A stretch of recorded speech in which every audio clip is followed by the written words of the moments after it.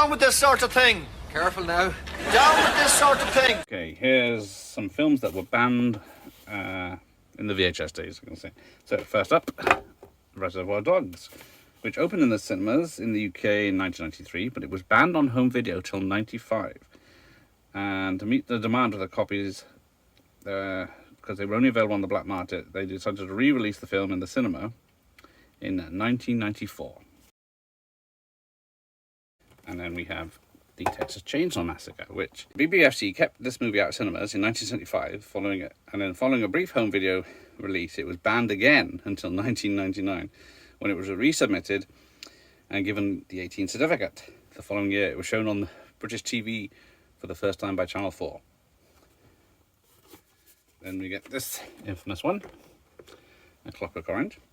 So Stanley Kubrick's film was passed uncut by the BBFC in 71, but then the director asked Warner Brothers to withdraw it the following year because it was allegedly inspiring copycat attacks. And then it was only been available after Kubrick died in 1999. And then we get South Park, Bigger, Longer and Uncut, which took a swipe at freedom of speech and censorship. So, where was it banned? Here we go. Burma, Cambodia, Indonesia, Iran, Iraq, Kuwait, Lebanon, Morocco, Pakistan, Philippines, Russia, Saudi Arabia, Sri Lanka, Vietnam and Thailand, but not Canada. Then we have The Exorcist. Home video copies were removed from shelves in 1998 and prohibited for 11 years, though the film did play in cinemas around the country. The ban was lifted in 1999 after concluding the film was, while still a powerful and compelling work, no longer had the impact it did 25 years ago. Alright, then we get to E.T.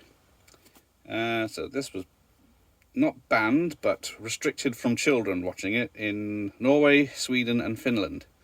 Those under the age of 12 were not allowed to see it, as it seemed to portray adults as enemies of children. So you had to be 12 or over to see it. Then we go to the Back to the Future trilogy, and then also included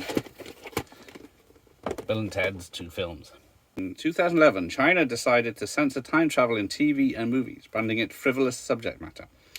And so since then, all time travel films, especially these 2 series, are banned in China. So then we got more controversial one. Martin Scorsese's The Last Temptation of Christ, which portrays Jesus as conflicted and interested in sex and marriage. This was released in 1998, and Christian groups across America boycotted and protested the film.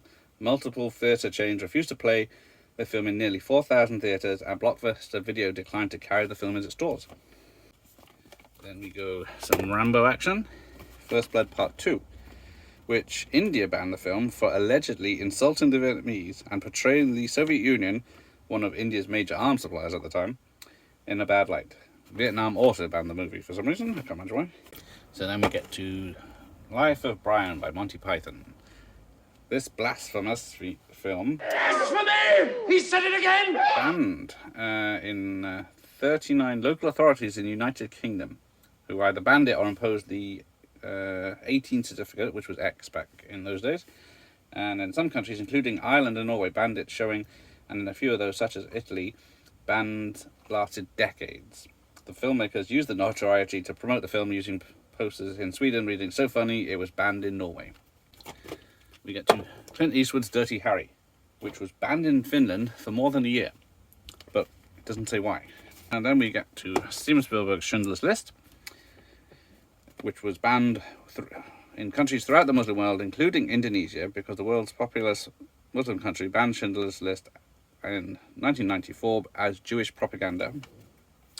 And this one, Natural Born Killer, Oliver Stone film of a Quentin Tarantino story, was banned in Ireland because it explored violence and the impact of the media without giving a reason. So there you go. Doesn't say how long the ban lifted, but I should imagine it wasn't long. And then we get to this one. Star Wars from 1997 was banned in China because, unfortunately, it came out a few months after the death of Chairman Mao Zedong, and who refused to let any part of Western culture make its way to China. So there you go. Thank you for watching. You're in the lesson.